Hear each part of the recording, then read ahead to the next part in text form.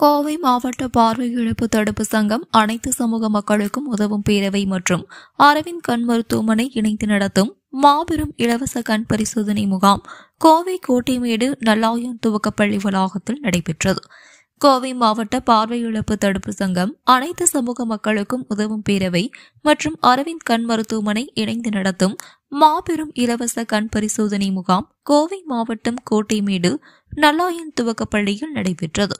இந்த நிகழ்ச்சியினை வழக்கறிஞர் புஷ்பானந்தம் தலைமை தாங்கினார். இந்த முகாம் மூலமாக பொதுமக்கள் தங்களது கிட்ட பார்வை குறைபாடு, தூர பார்வை குறைபாடு, கண்களில் பூ விழுதல், கண்களில் நீர் வடிதல் போன்ற பல்வேறு பிரச்சனைகளை தெரிவித்து மருத்துவர்களிடம் ஆலோசனை பெற்றனர். அவர்களுக்கு அதற்கான பரிசோதனைகள் செய்து மருத்துவ ஆலோசனைகள் மற்றும் மருத்துவ உதவிகள் வழங்கப்பட்டது.